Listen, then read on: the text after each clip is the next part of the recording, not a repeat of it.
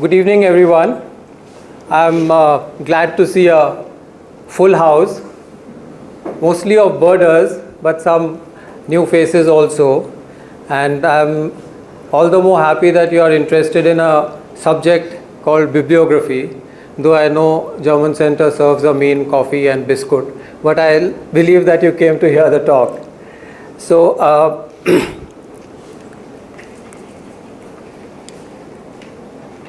I think you'll need to, it's not working. You. How many of you are birders here? Not the bird watchers group. Anybody else has done bird watching? Here you have. Okay, great. And any bibliographer? Then I'll have to be careful. No. Right. So, can we have the next slide?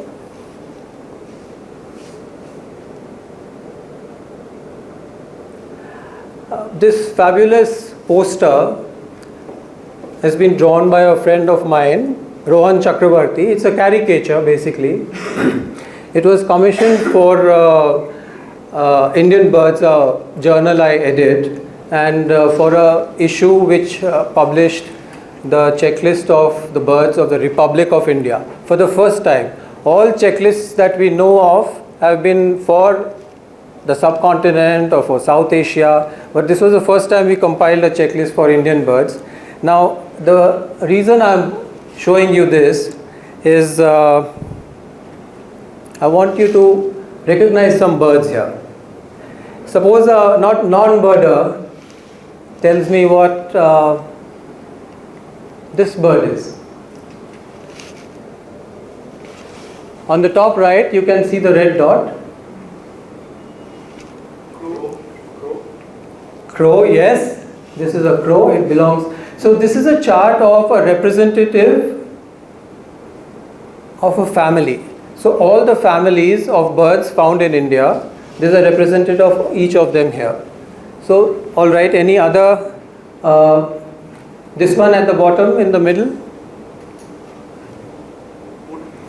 Here in the middle? Hoopoe, yes, hoopoe is the right answer. And I'll ask you one more.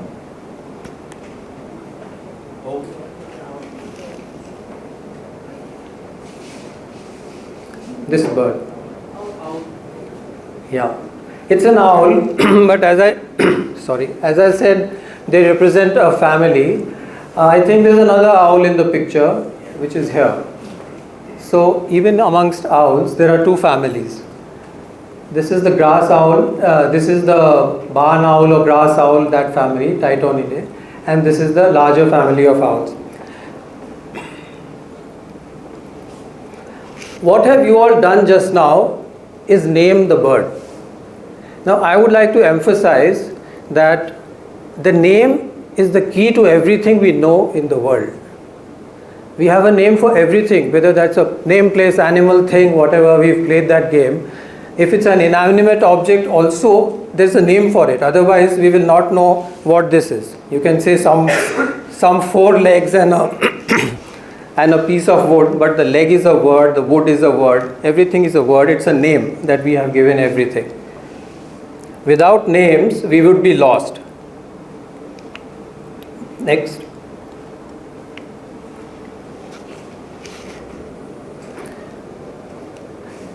Linnaeus. How many of you know about Carl Linnaeus? So he was the father, I'm glad many people know about him. He was the person who brought together a system whereby names could be standardized and and they did not keep changing. Every time one saw a crow and they said, oh, I've seen a crow and I don't think anybody has seen it ever, and I'm going to call it, some name, Corvus Hyderabadiensis or something like that, the crow from Hyderabad. But no, he standardized those names, and that was the system. And he said this, that if the names are lost, the knowledge also disappears. Now, obviously, people have been watching birds for a long time, and they've just not been only watching, they've also been recording like birders record, and they've gone more, they've written papers, they've just about the bird or about the birds of an area or about behavior of a bird. And it has been going on for at least 3 or 4 centuries. Where is all this information? It has been published. There are journals that have been doing it for so many hundreds of years. Where is all this information? Obviously in libraries, in journals, but how does one access them? Access these journals? How does one get that information? So that was a question which drove me when I started bird watching, and I only had Salim Ali's Book of Indian Birds in my hand. And the first bird I saw was a bee eater while I sat, and it started raining, but I couldn't get up because the bird was so beautiful in front of me, and I could just recognize it because of the book. And then I realized that this is not the limit of our knowledge. Certainly it is not. And how do I collect all the other information just for my knowledge? So whatever I read, I started indexing in various forms. We'll come to that later.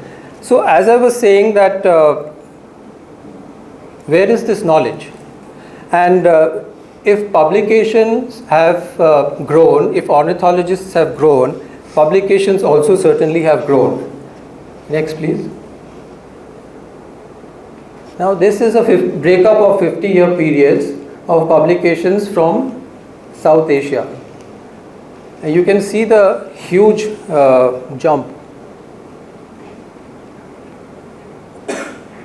Till the beginning of 1900, very few papers were coming out, but after 1900 and after between 1951 and after 1951, there's been a huge jump in the number of papers.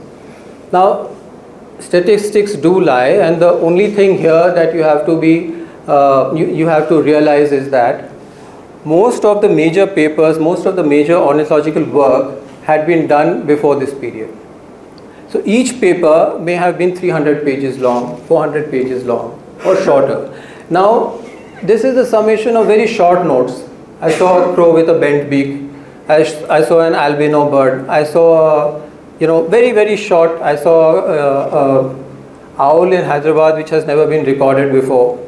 So that's why, and of course the number of birders has increased tremendously. So that is a reason for this.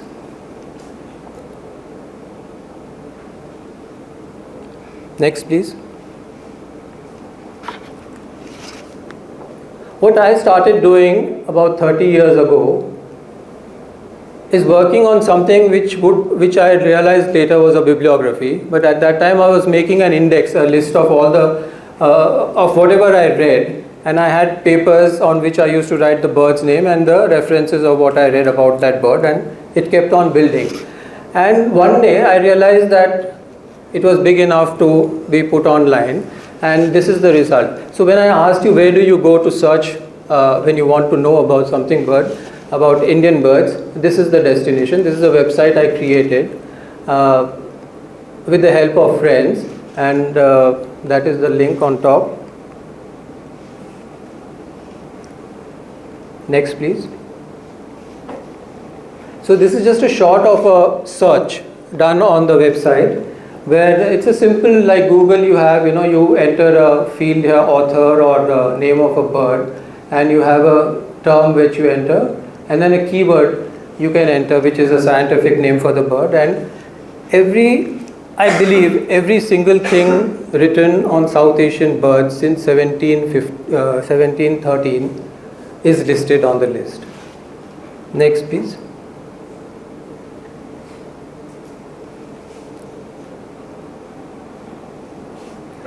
So, as on today, this is the statistics for the website, for the database.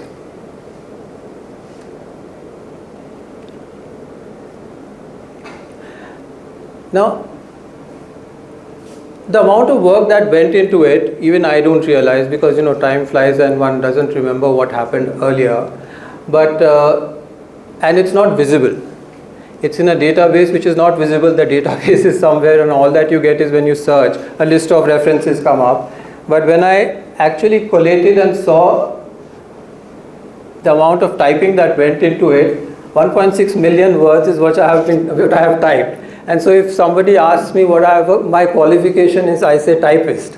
And that is what it really is. I've been typing all my life, and this is what it has come to. Next, please. So that's what it is. Next. Of course, I am computer illiterate, really speaking. I couldn't have done that website by myself, and I had to take help of friends. And people also realized that yes, here was something that was worth putting up. And it's not an easy job to convert it into a searchable website, but all these people helped me a lot. I have to acknowledge that help here.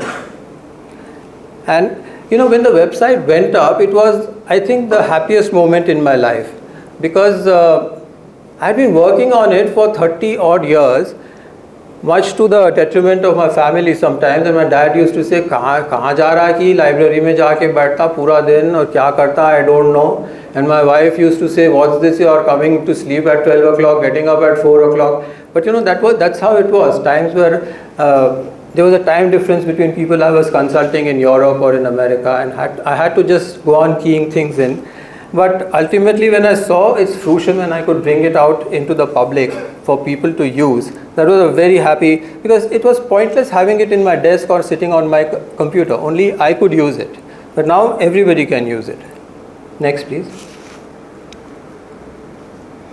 So, yes, this is all good, but what is bibliography?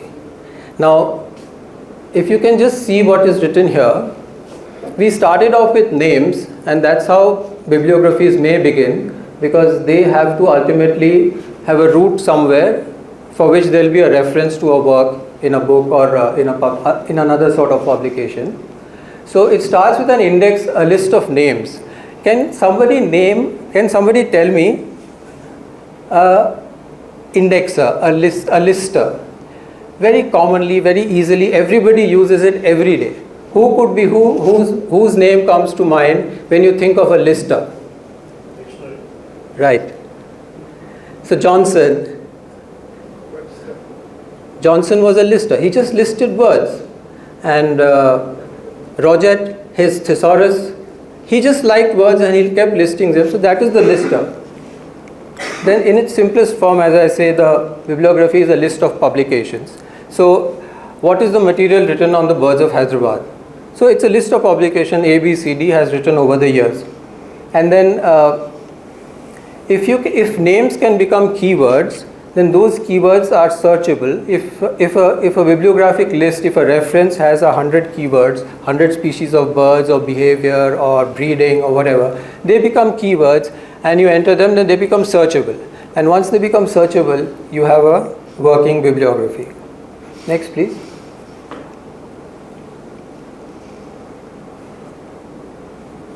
So this is where it is, people ask, why do you need a bibliography? Who uses it? Who cares? I mean, we see a bird and that's about it, but what's the big deal? So here's what two bibliographers have said. They are world famous bibliographers. Next, please.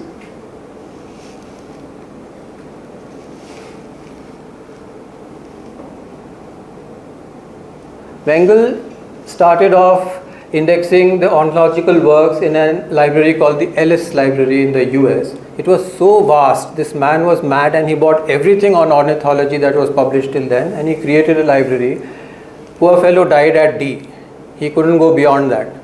I think there is a volume on E also, but it's not yet published. But by the time he finished A, B, C, D, that was enough. Yeah, death also starts with a D. Yeah.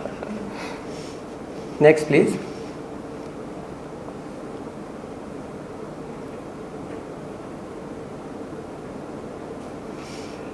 Next, please. All that is, I have done all those things, but when I started, I knew absolutely nothing. All I knew that I wanted to learn more about the birds. And so what did I do?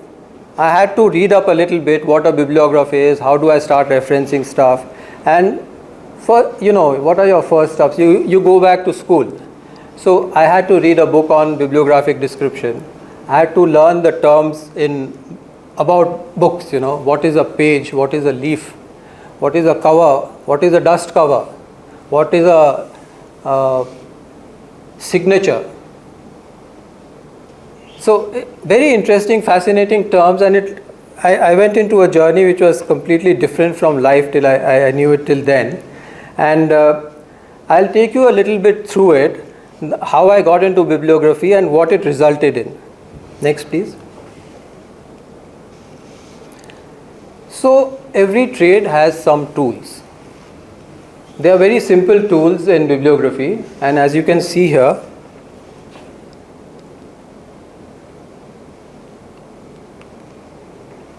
a magnifying glass. This is a simple counter.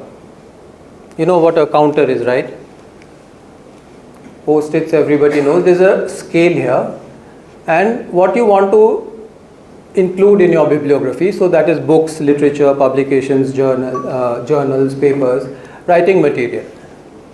Now, what is the magnifying glass used for? Can anybody tell me? Details. Details, yes. Yes, details, of course.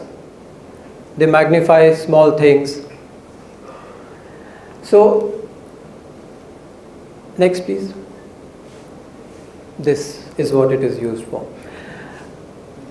Part of ornithological literature from the 19th century, late 19th century also, had a phenomenal publication history of lithography. It's a different form of printing, and it's like the lost wax process of the Chola bronzes, where each plate is created individually by a person. And the value of those plates is very high.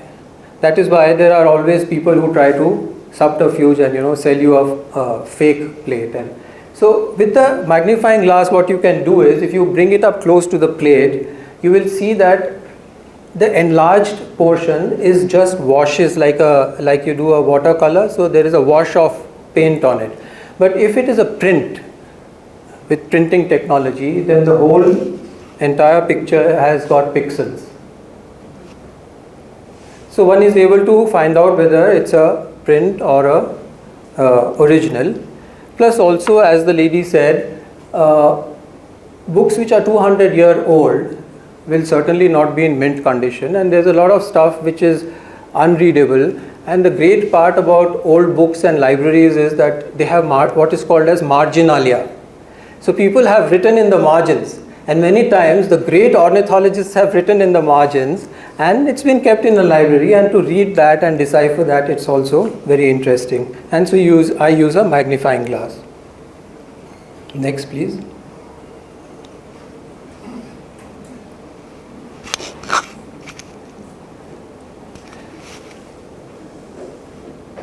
So, patience. Next please.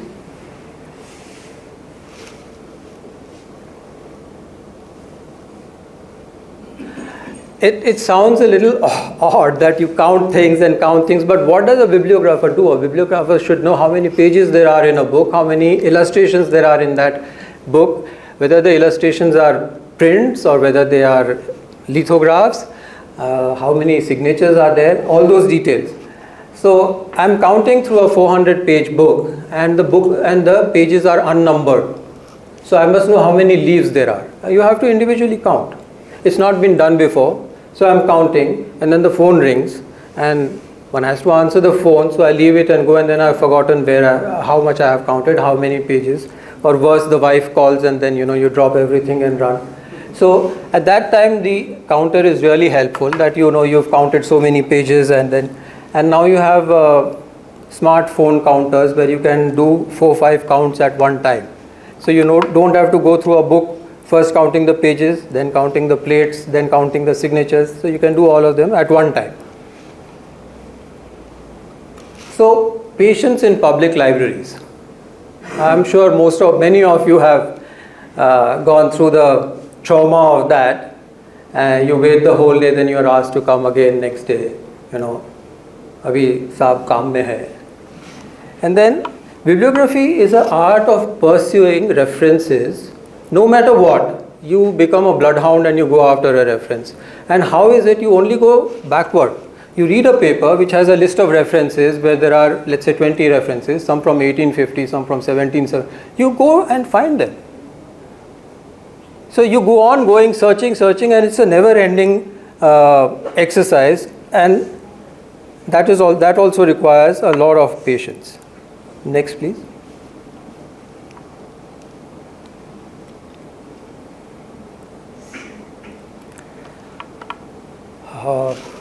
So I've spent some of the best days of my life in libraries.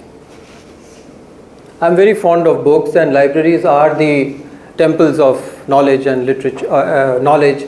And every library has a story here. That's the Asiatic Library in Calcutta. There's the Natural History Museum in London. That's the Asiatic in Bombay, and that's the Bombay Natural History Society Library. All have got books. All have got fabulous old collections of books, but all are not kept in the same way. Some Indian libraries are able to keep books in very good condition, like the Asiatic Society, because it has funding from the Bombay municipality, from several foreign countries, and they still have collections which go back into the 1700s, 1600s of books. The Natural History Museum, it's a paradise. One goes there and they take you proudly through the stacks. You ask for a book which is 200 years old, and in 10 minutes it's in front of you, but you're not allowed to touch it. The librarian will get a V block, and keep it in front of you, reverentially keep the book on it, and turn the pages for you. You can take all the time you want to read it, but they won't allow you to touch it. Whereas in the Asiatic Library, they've got lovely slotted angle stands, racks, iron racks, and in box files they have pulled out all the lithographs from the 19th century books and punched holes in them and filed them neatly in slotted angle racks. So librarians sometimes don't have knowledge. They don't know the value of it. In fact, in the Asiatic Library, the librarian told a friend, we have a master, and I had it retouched by some local painters because now it's looking so nice. Now a master work from Europe, which would be several $1 million today. This guy has had some local guy touch up a black square inch of it or something. So it happens, but then libraries are a great repository of knowledge, and my experience of working in libraries, that I tried to take a letter of introduction, perhaps by the forest officer, perhaps by a principal of a college, that yes, this boy is interested, let him do the work. And you don't hesitate to meet the librarian. It's always helpful that the guy at the top knows that you are serious, you are doing your work, and also make friends with the staff. They'll all help you find books. Sometimes the librarian doesn't know where the book is, but the staff knows. Because they say, हाँ सब आते हैं इधर उधर फेंक के चले जाते, रखना तो हमको ही है. So they know where the book is. And always handle the books with great reverence. There'll be another Murthy going there 20 years later to search for that book. So it's a public treasure. A library is a public treasure, and you should have it. Next, please. Where is it, this library? This is the Asiatic Society in Bombay. Yeah, Fort area. So that's what Ray Bradbury had to say. Next, please. Now the other tool is to build a library of your own. It may comprise of one book. It doesn't matter. It may comprise of many books.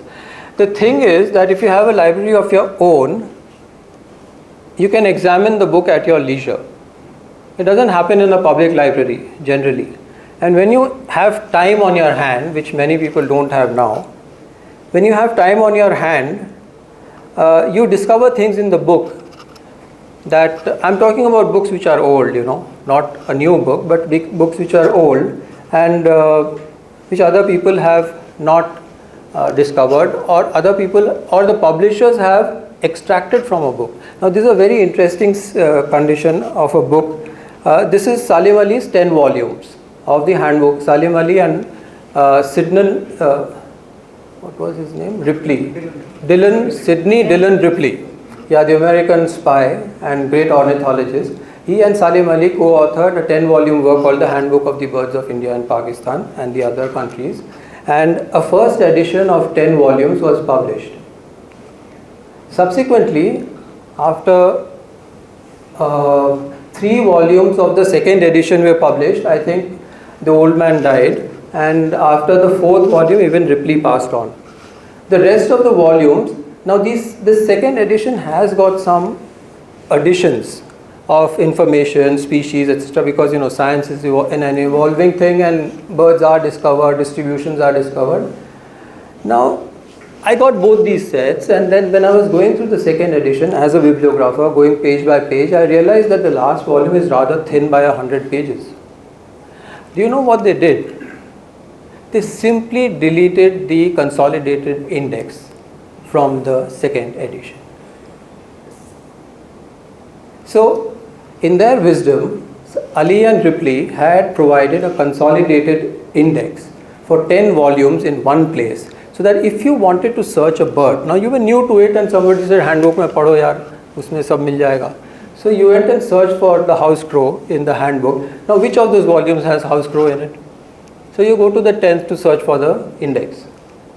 And you found it and you went to the volume, but in their enlightenment, to save some money, they excised essential part of a work, perhaps the most essential, without the permission of the authors. So this is what you learn from building your own library. Next, please.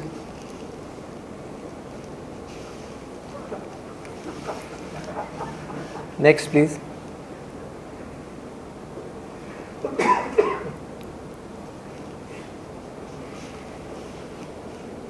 Today we ask somebody, where will you find Google auntie? You ask somebody what, we'll go to Google, we'll get every information in Google. So Google is a good source, undoubtedly. Wikipedia, Wikimedia are good sources, but don't depend on them completely. They may be unverified, they may be not peer reviewed. So take them with a pinch of salt. There are better sites for, I'm only talking about bibliography and books on birds. These are fabulous sites. The Biodiversity Library is perhaps a British library in digital form. It has everything on it, simply everything. You can see Gould's entire works, you can see Audubon's works, you can see the rarest and rarest of works there. So use them, it's all free, you can download PDFs from it. All these are part of the tools that you use. Authenticity is very, very important. It's the cornerstone of bibliography. After all, you are trying to establish something accurately. When was the book published? When was the paper published? I'll tell you why. There's something which comes on later, so we'll come to that in a little bit. Next, please. So, all these 5 tools are there, but how do you record? What is it that you record in a bibliography? How do you establish the existence of a work, a book? How do you establish it? Who said that? Now these are things that you record, but who said first that these are the things, if you record them, it will establish the existence of a book? Not in England, not in America, but a British governor in what they called the Straits at that time, now Singapore area I think, he wrote to the learned societies and said that the way to establish the existence of a work, of a book, is that you record the author's name, the year it was published in, its title, the publisher and the number of pages. That's all. Like a table needs how many legs to stand? 3 legs. Like that, this minimum information will tell you that this book exists and it was published. So this is what we record. Whether it's a journal, the red parts are the things you find only in books. Where was it published, who the publisher was. Number of volumes, what it means is if it's like the Encyclopedia Britannica, it has 30 volumes. So which of those volumes? Volume 5 of 35 volumes. Now the last part, edition. Which edition is it? First, second, third. Editions may have changes, editions may have modifications. So all these are recorded by bibliographers and it is important. When I started, I didn't know all this. One gets into it and one learns. But I used to just record the mainly from papers. I didn't have books at that time. So from the papers that I read in journals, the author's name, the year it was published in, title, journal name, volume, issue, pages, all that. So that when I look at where the crow pheasant, what is the study on the crow pheasant? 5 papers are published. Where are those papers? So I have this list under crow pheasant where I can see, and I know that one was in the Journal of the Bombay Naturalist, one was in the newsletter, one was somewhere else, one was in the Hindu, somebody wrote a column. So, next please. There's also something which is called descriptive bibliography, which is the classical bibliography. It is a pure science, and there are courses on bibliography on it, where you describe old books. Old books, when printing started, etc., didn't have page numbers. They had what is called signatures. When you print on a large sheet of paper, 16 pages this way, that way, and then when you bind it, you fold them, and it becomes a book, and then you slit them open. And at times you used to get unopened books when they hadn't slit them, and they have their own charm. And when they did that, the printer, the binder, had a way of marking the pages, which are called signatures. Every 8th page or 12th page has a small number and alphabet at the bottom of the page, which with the help of which they collated the book. You had to note down the number of plates.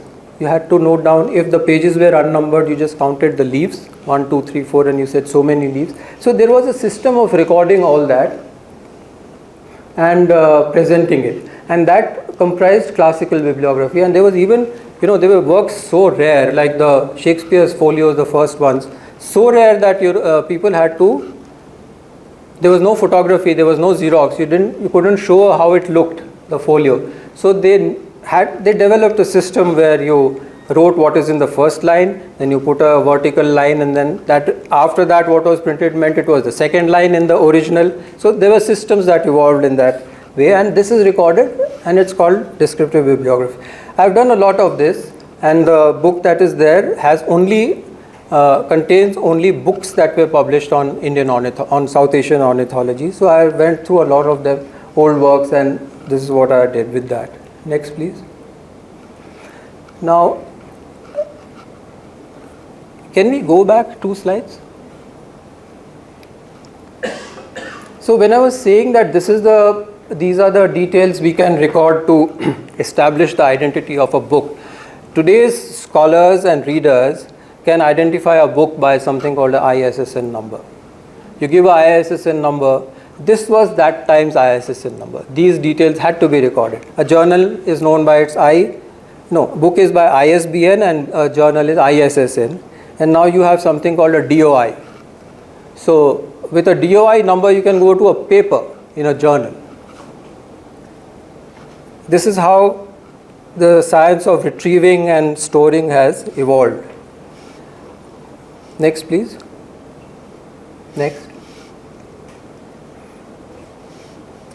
So if I go back and see how my own methods of recording evolved, and we start with, now it's working. Can we go back? Yeah. So as I said, I started writing on sheets of paper. Then I realized there was something called an index card, a 3-inch by 5-inch piece of cardboard, line ruled with blue and a red line on top. It was romantic. It was fascinating when I saw this. I never knew it, but when I went to Bombay and I met the ornithologists there. In the library, they had this index card cabinet, which had drawers and things. It was like discovering a new world.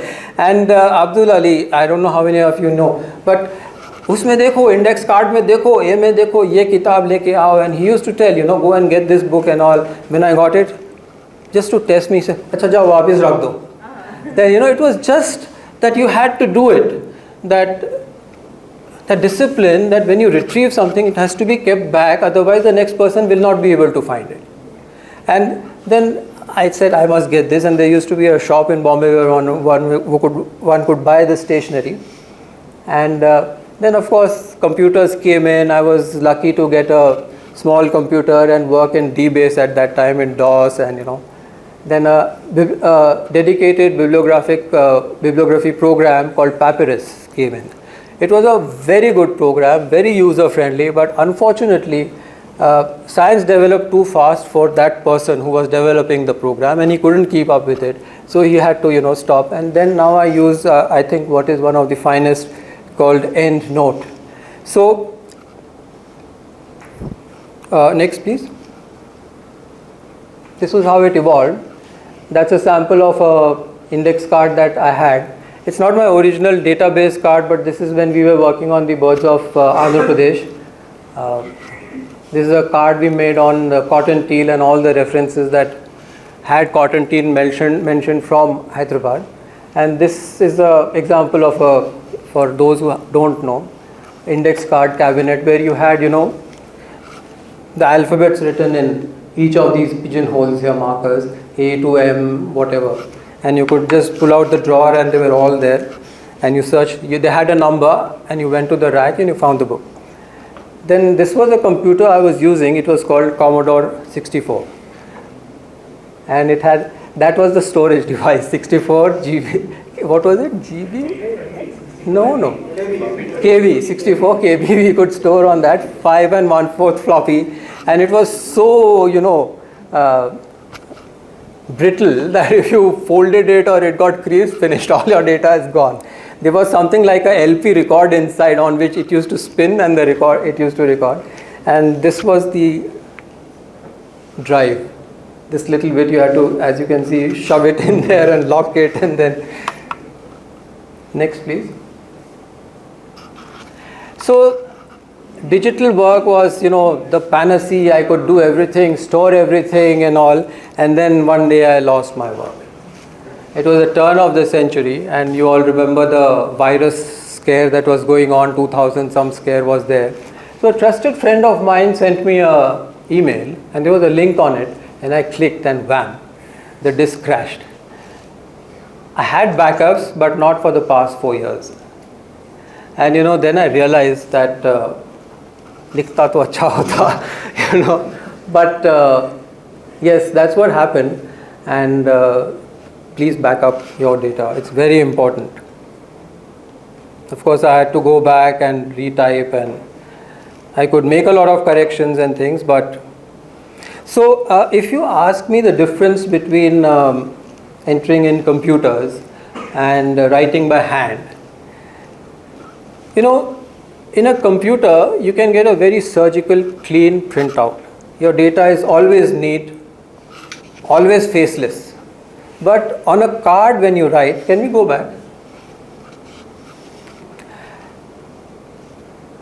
If it has gone through 2-3 hands, people have made corrections. You know that the author, the person who's written has hesitated, has corrected something. Science has advanced, so maybe he's corrected that name, that it's called by something else. That history is there, that sort of emotional connect is there in that. But yes, of course, as time has gone and now the computer is just a fabulous thing. Next, please. Now, this much, all that was about, how I got into it, the art of bibliography, how does one record and all. What did I achieve from it? Yes, I achieved a lot of satisfaction. I achieved the feeling that, I was able to record everything that we know about South Asia into a system which is retrievable and which people are using everywhere. But there were other personal satisfactions, that is getting into very rare books. I was able to look at very rare books. And all this only because one read about it and there were reference sections and one went back and all. And this was personally very satisfying because as you can see, the Telugu word pitta. So there's a family of birds called the pitta. It's got Latinized from Telugu. It's a generic name for a bird, right, in Telugu. How did it get Latinized? How did it come into the mainstream of science? And then I discovered this. It's a work which went out from in 1713 from Chennai, and there's something called a mantissa, like an appendix to that work, which is a checklist of birds from Chennai with these lovely endearing illustrations. The pitta is in that. Can somebody spot it? At least 6 birds look like a pitta, but that was how the illustration was at that time.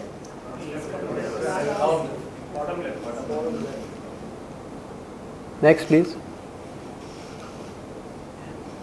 Yeah, so it is the bottom left one. And he mentioned in the text that it's called the Punanki Pitta, what it's called in Telugu also in many parts. And with the use of that word, it has gone into science. The pitta has become a family, somebody created a family of it. And when they first described the common pitta, it was from Sri Lanka, not from here. But pitta had already come into science. Next, please. This is the bird we are talking about. So you contrast the two illustrations, that pencil sketch at that time, and this is also this is a oil painting. Next, please. Now this is a very interesting story, and I am telling it to you because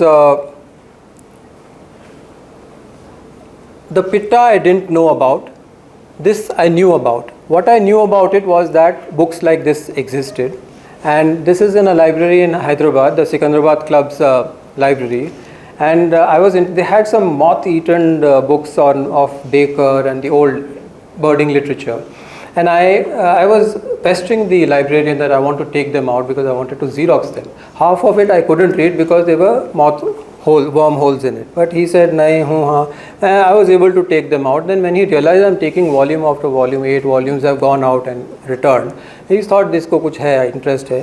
He said, साहब एक बहुत बड़ा किताब है birds का, आपको देखना है क्या? So when he said बहुत बड़ा, I knew what it was. I had seen it in the BNHS, and there are only 2 books in the world of that size that somebody can really think what it is. I said, कहाँ है? He said, वो पड़े हैं. They didn't know what it was.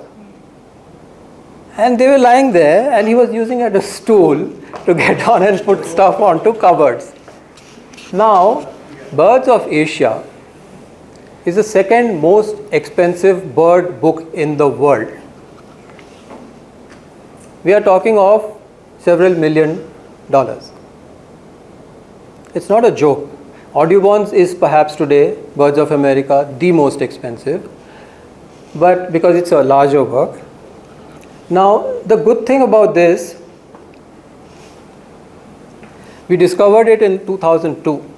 Because I knew a lot about bibliography till then, I was able to catalogue the entire set that they have.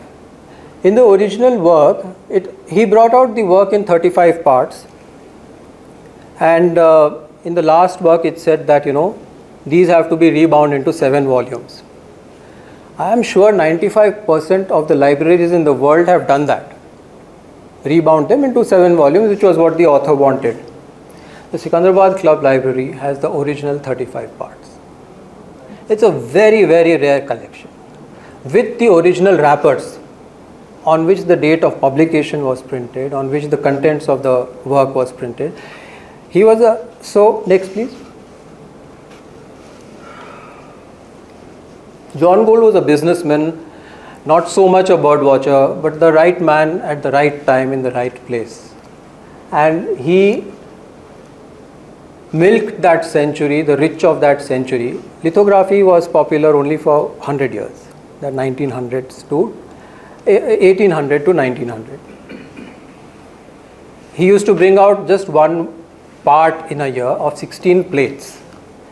And people paid subscription up front for 35 such parts. They waited 35 years for them to come out. Gould died before he could complete. This was just one of his several works. He did maybe 20 works or so and created almost 3,000 lithographic plates in all. And the last 3 volumes of this were edited by somebody else. And what they contained and what the club library's volumes contain is breathtaking. Next please.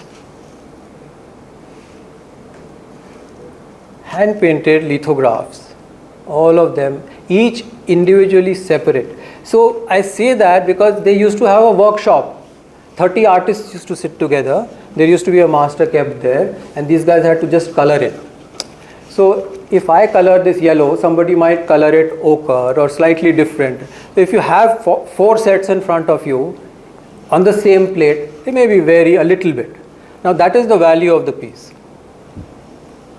Next please.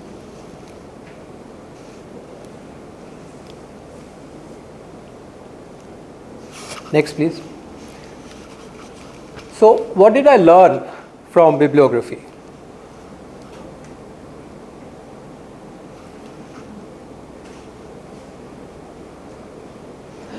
Establishing a fact is only possible if you go to the original.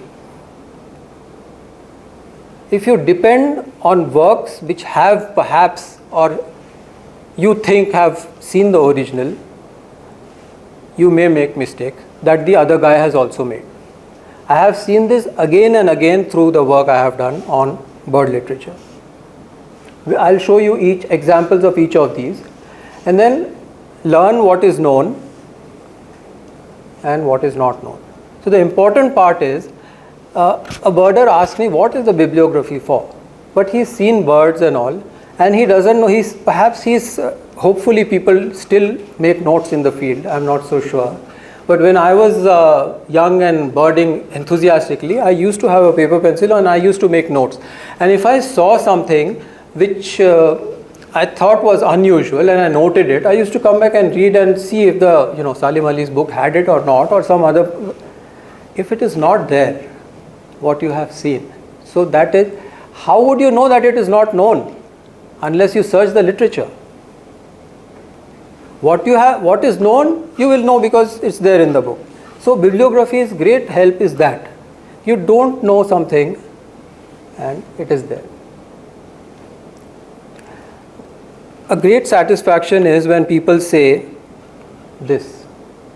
A PhD would spend several weeks searching in the library for books on his subject or her subject. The librarian wouldn't know what to tell him.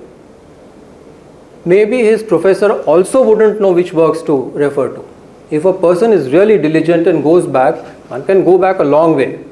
So the bibliography, at the click of a button, his entire PhD homework is there. People want to do birds of, let's say, birds of Kerala. How do they know what is written on Kerala already? Go to the ant, thou laggard. It's like that. Go to the bibliography and you have it. Next, please. The last point there was that science is a dynamic subject, it changes. So what you have recorded as gospel in your bibliography will also change because science has changed and you have to go back and change it. So, next please. Now, I just want to show you this because it's a revered text. It is called the Synopsis of the Birds of India and Pakistan, etc. It was written and compiled. It was compiled and then published by Ripley as a precursor to the handbook. They didn't know which birds to include because there was work which was 30 years old, etc. So he compiled all this, and obviously he didn't go to the source. He went to an earlier publication and what they have written he is copied. And researching it, one realized that this is a tree sparrow, so that's the scientific name, Passer rutilans. This is the guy Temminck is the person who first named this bird as Passer rutilans. That is, he discovered it first and he named it. Now, in the naming of any species, there is a principle called the priority principle. Whoever names it first and that name is published, that name becomes the name, and that person who's described it, he goes into history as the discoverer of that. So wars have been fought on this, court cases have been, I saw the crow first, who are you to tell you, your name cannot come after it, things like that. So it was discovered that Temminck's work, Gould published his work, this name on the sparrow, 8th April 36. Temminck published it on 31st December 1836. So principle of priority, Gould, pips Temminck to the tape. So it's actually Gould's name. And who did all this work? A guy, I can't pronounce his name, Likovsky, in 2011. He published in a journal called Chinese Birds, and he said it's not even rutilanus. The name that Gould gave it was Cinnamomius. So these are things which come out, and you see Ripley has even got Gould's name here, Cinnamomia, but 1835. The work was not published in 1835, it was published in 1836. So this is the advantage of going to the source. Next please. The other one was a direct result of bird watching. I was watching hornbills and I realized that the skin color around the eye of the male and the female is different. Now this excited me because I hadn't read about it. I went back and referred to to my database. It's not been mentioned anywhere. And with the help of this observation and my bibliography, I was able to publish a paper which is now quoted in subsequent texts, which says that yes, the sexes can be distinguished by the color around the eye. So these are this happened only because of the bibliography.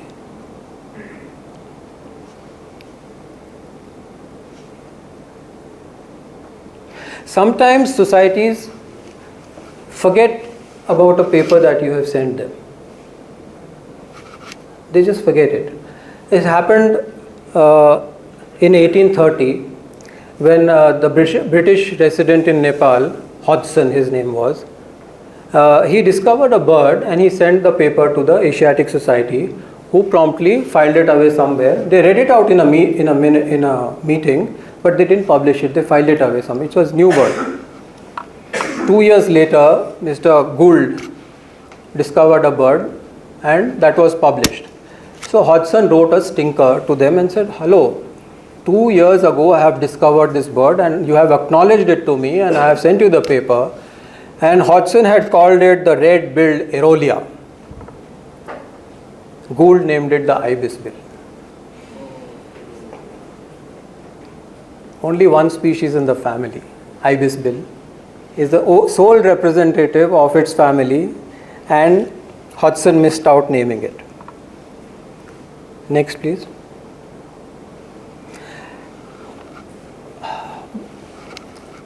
Halfway into the 1990s, I realized that the bibliography was not about me anymore, and it was growing beyond me.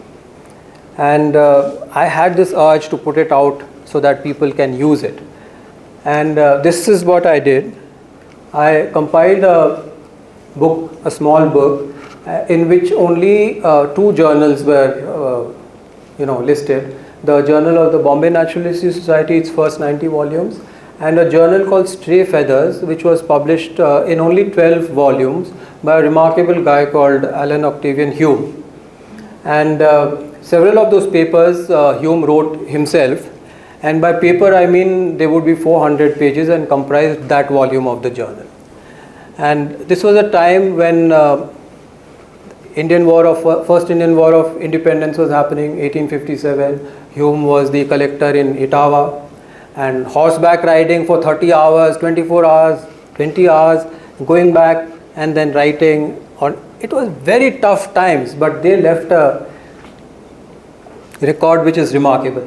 Then, people said, no, your bibliography is much bigger than just these 2 journals. And by that time, technology had changed. So in 2003, I brought out a CD, which was searchable. And the entire bibliography was on it. And people really liked this quite a bit.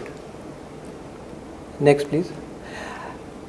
Through bibliography, as my study of, beyond the science of bibliography it went, I was able to publish several papers in, all sorts of journals, and some of them were specific, and bibliography is a specific and boring science really, but many of them were just, and I'll talk to you about 2 of them here.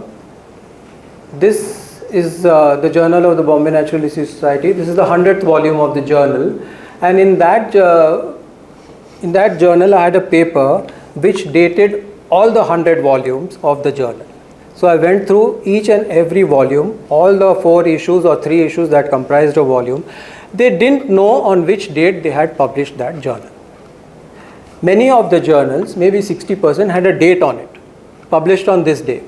But what happened is, over time, the journal was not able to keep up to the year in which it was supposed to be published. So if a journal was to come out in 2000, it would come out in 2003. But it had papers which had been submitted for the 2000 journal. And if that 2000 journal had a new bird or a new plant described in it, the author would have thought it would come out in 2000 and believed it actually came out in 2000.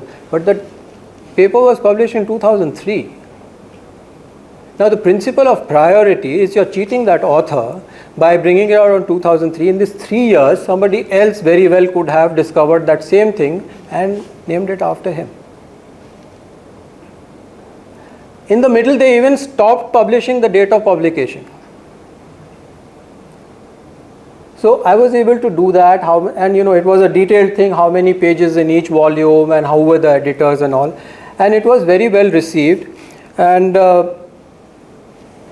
the great joy was when they scanned all the first 100 volumes. The BNHS scanned all of them and put them into a CD which they wanted to sell at 1,000 rupees. And when that CD was released, the person who had actually scanned it, he told, "Ashish, please get up." And I got up in the audience and he said, "It was because of this man that my work became easy. If it was left to the BNHS, I would never be able to actually scan them." BNHS didn't have a complete set of the journal, at least in one place.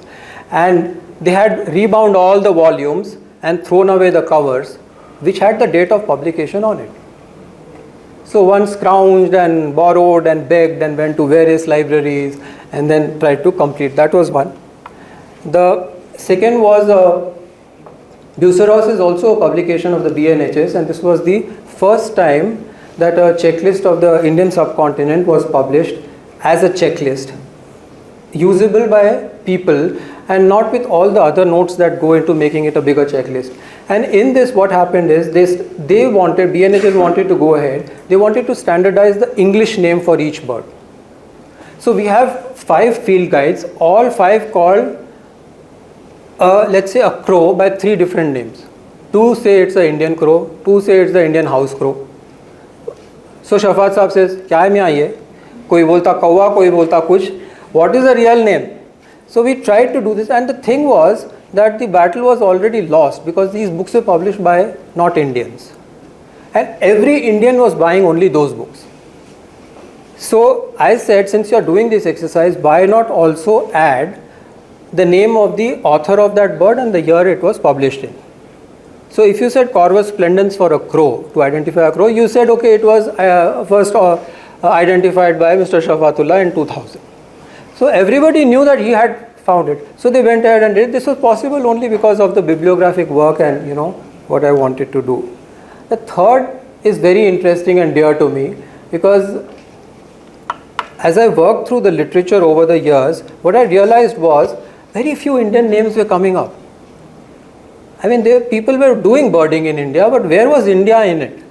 And I started compiling. I realized that also a lot of bird names were of Indian origin.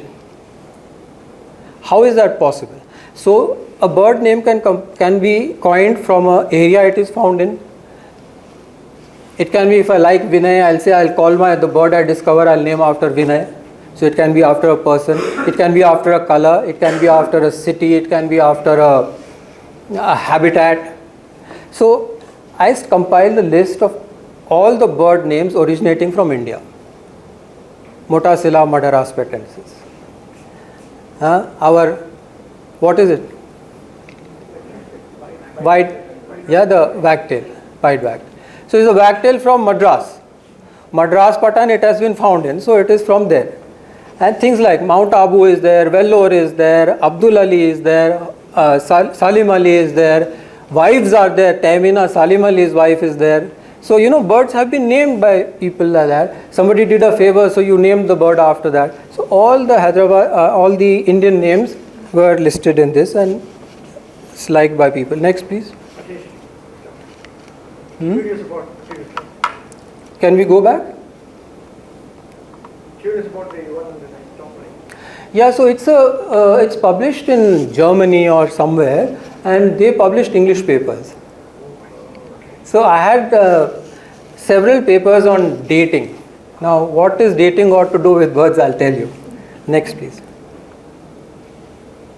Yeah, dating and birds. Now, several times books didn't have a date when they were published. How do you know when it was published?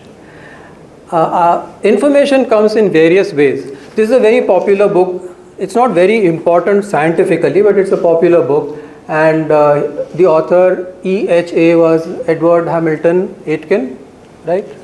EHA, popular. So when did his first volume come out? Nobody knew. It was always before 1900, something like that.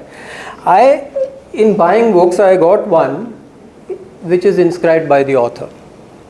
He has presented it to somebody who is traveling, a happy voyage home, coming back from India or where, I don't know, going to England. E.H. Aitken, 19th March 1901. So I was able to say that it was at least in publication on this date. Still it's not accurate, but there is something. So this is how bibliography also helps us.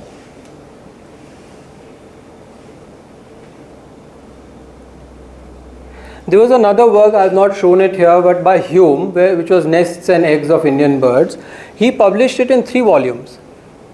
Every single library in the world bound those 3 volumes into 1 volume. They threw away the covers. All the covers have the dates. All 3 volumes were published in 3 separate years. All 3 volumes had new birds described to science for the first time. The last volume is 1875. Historically, records for all these birds was dated 1875.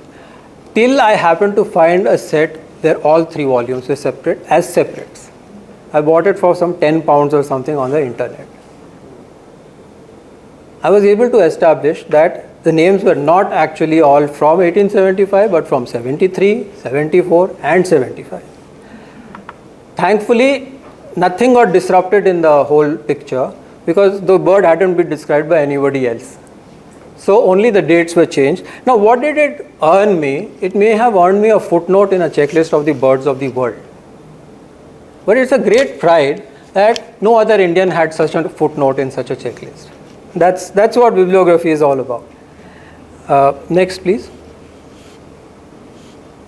Now we have advanced quite a bit, and my bibliography is nearly complete. Lot of work has gone into it. So I realized I've been collecting bibliographies. The bibliographies from around the world are quite a few. Very well covered, very well spoken of, very well written, a vast coverage. But for India and South Asia and the subcontinent, there was something which was limited. This was produced by the Smithsonian, and they covered very few, only the journal, and not all the public journals were also indexed in it, and searching through it was a nightmare. Then everybody used to say, "Ala, itna kaam karta hai, kuch dikhta nahi hai." You see, you can't see the database on the internet. You can't see. If it published, it went into 16, 17 volumes, but you can't see it. You need something. What are you doing? You are just saying that you are doing something. So, next please. Ravi Singh from WWF, another bibliographer, fond of books. He said, यार अब तो shelf पे एक किताब चाहिए, ऐसे तो नहीं चलने वाला है कि कर रहे हो, nothing has happened. And by God's grace in 2010, next please, this came out.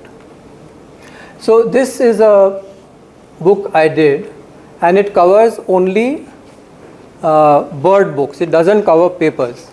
If I had brought in papers, it would have been an unending thing. This has some 1700 books in it. And the interesting part is the biographies of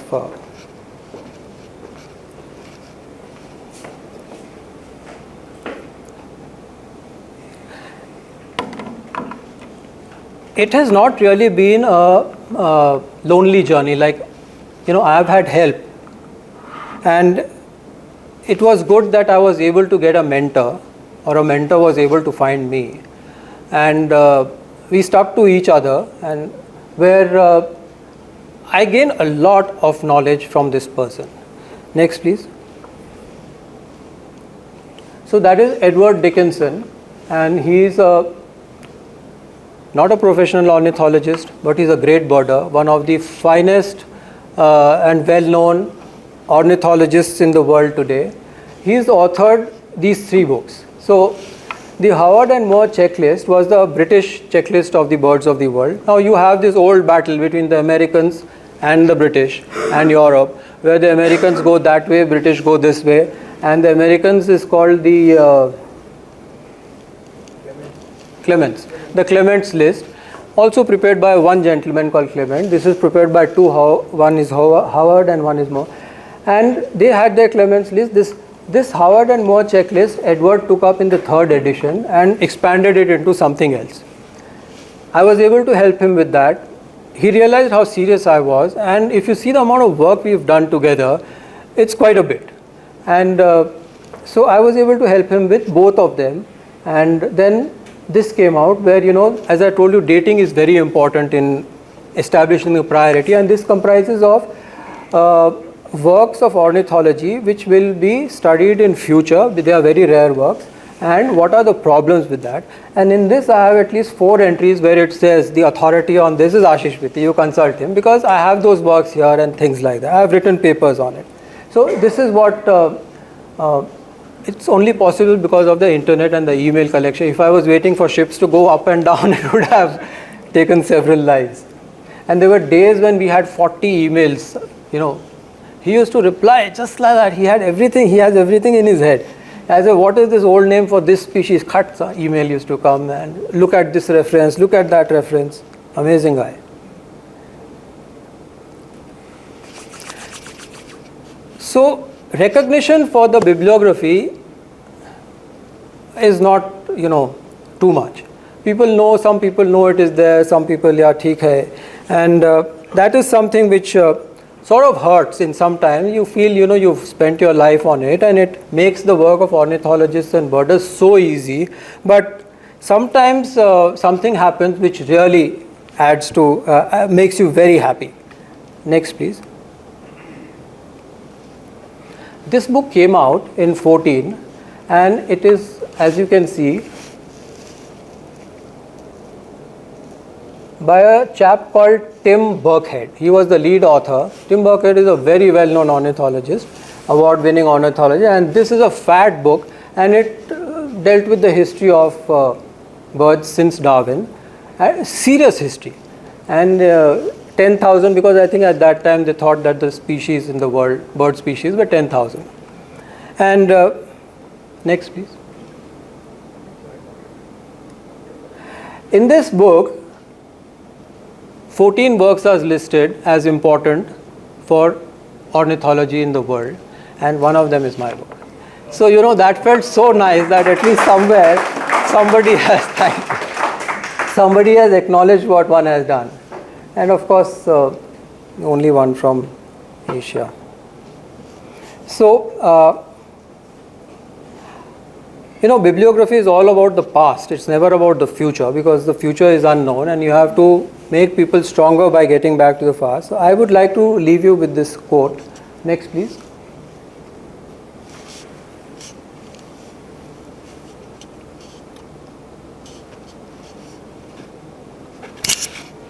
If people haven't read Wendell Berry, I think you must read him. He is a modern day Thoreau. His writing is just too good. Next, please.